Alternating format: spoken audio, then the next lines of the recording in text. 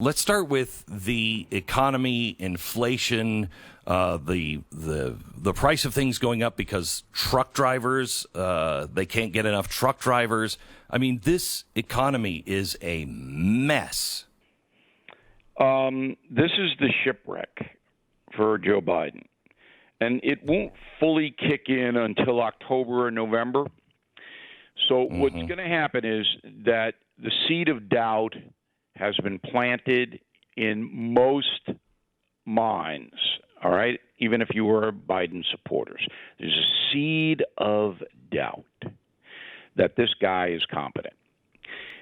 Now we're looking at higher prices, as you just mentioned, primarily for gasoline. But that translates into everything else because everything has to be transported by vehicles using gasoline, so that you can expect your daily budget to increase. At the same time, the crazy spending that Biden has embraced is driving the dollar's value down. So not only are you going to pay more, the dollar's not going to be worth as much. When people figure that out, which again will be in October or November, they're going to be mad.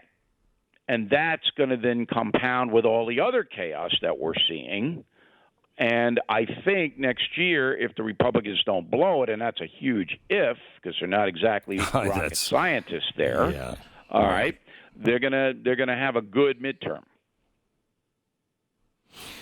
Tell me about Kamala Harris and her tour. Oh my gosh, I've never seen anything more awkward or embarrassing. And I remember Dan Quayle. I remember Joe Biden as vice president. Listen, I dubbed it on BillO'Reilly.com the befuddlement tour. So Kamala Harris, with all due respect to the office of the vice president, is not a problem solver. So everybody understands that. She is a politician who is crafty and has taken advantage of a lot of social situations to advance herself. That's the record that she has. So Joe Biden has screwed up the border beyond repair at this point simply by stopping a policy that worked, remain in Mexico. And it took Donald Trump 3 years to get that in place. And that'll be one of my questions to him. How come so long? Okay. But it worked.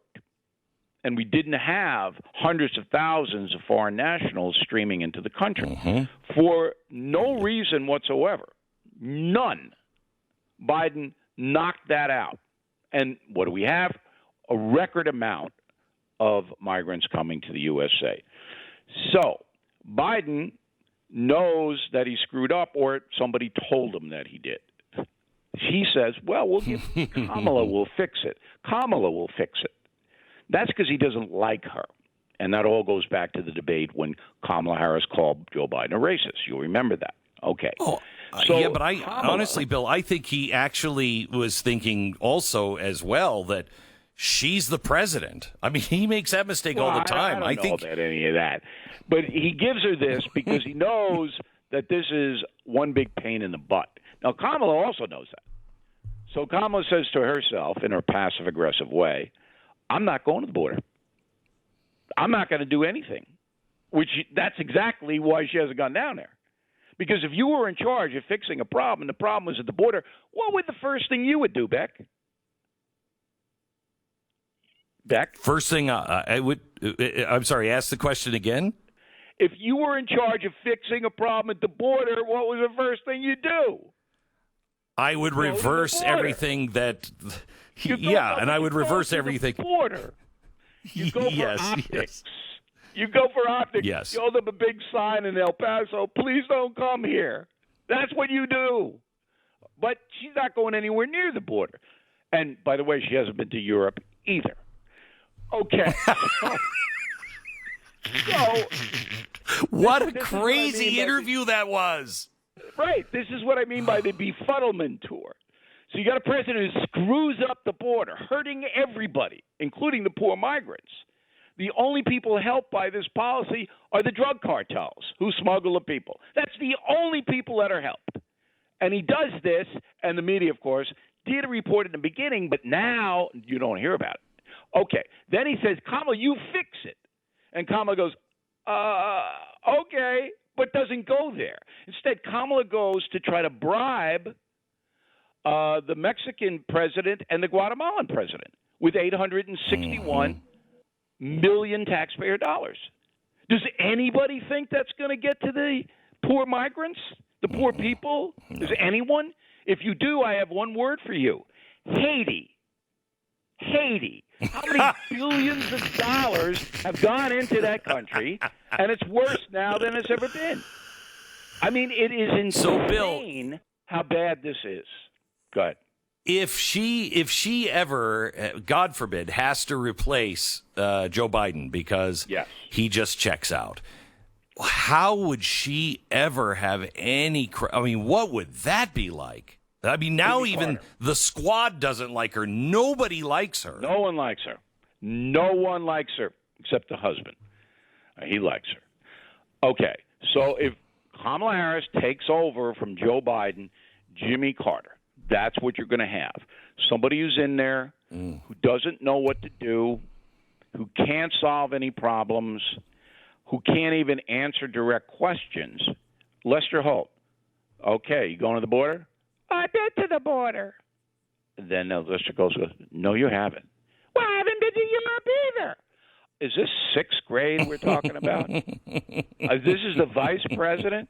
Hey, I haven't been to New Zealand. Does that have anything to do with the border? No.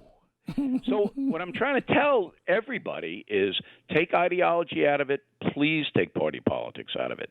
Are you happy with the governance that the United States of America is getting now? Is this what you really want?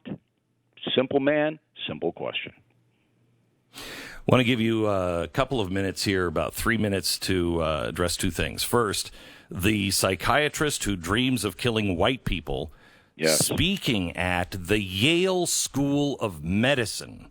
And then I want to hear an update on the book. Well, I've taken out an order of protection against that woman because I'm white, and I don't really want to be executed while cutting the grass on my front lawn. So it's crazy. But this is now we are in the land of the absurd, are we not?